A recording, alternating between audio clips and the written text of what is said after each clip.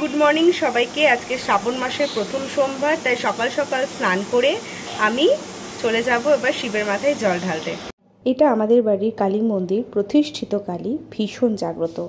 আর এইদিকে শর্মী সব গুছিয়ে নিচ্ছে মন্দিরে বাবার মাথায় জল ঢালতে যাব বলে। আমি ওকে হেল্প করেছি একটু আধটু, বাট ওই সবটা গুছিয়ে করছে। আর এখানে দেখো দুটো থালা সাজিয়ে নিয়েছি, তাতে ঘিয়ের প্রদীপ, ঘি, মধু, ফুল। আমরা এখন যাচ্ছি হচ্ছে আমাদের পাড়াতেই একটা মন্দির রয়েছে, বুড়ো শিবতলা। তো বুড়ো শিব পাড়াতেই যাচ্ছি।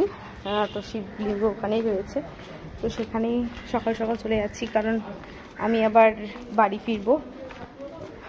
আমি মায়ের বাড়িতে আছি, তো আমি আমার বাড়ি ফিরবো। তো এই সময় রিভি ঘুমোচ্ছে, তো দেখলাম যে এই সময়টাতে গিয়ে দিয়ে চলে আসা। শর্মিও রয়েছে, তো চলো।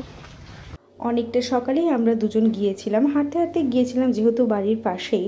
তো গিয়ে দেখি ফাঁকাই রয়েছে। আমাদের আগে একজন পুজো করে বেরোচ্ছিল, তো আমি আর শর্মি আমাদের ক্লাবে চলে গেলাম, মানে আমাদের বাড়ির কাছে যে ক্লাবটা, আমাদের ক্লাব বা আমাদের যে শিব মন্দিরটা রয়েছে সেখানে চলে গেলাম।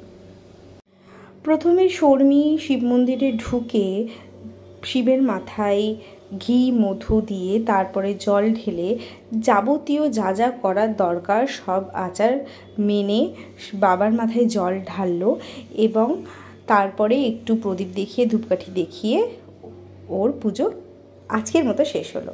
তারপরে আমিও সেম প্রসেসে করে শিবের মাথায় জল ঢেলে মনের ইচ্ছে জানিয়ে সবার ভালো চেয়ে পুজো সম্পন্ন করলাম। তো তোমরা কারা কারা এই ব্রত আজকে রাখো বা রেখেছো অবশ্যই কিন্তু কমেন্ট করতে ভুলো না। আর নতুন নতুন ভিডিও পেতে হলে অবশ্যই আমাকে ফলো করে দিও, মানে আমার পেজটাকে ফলো করে দিও আর একটা লাইক করে দিও।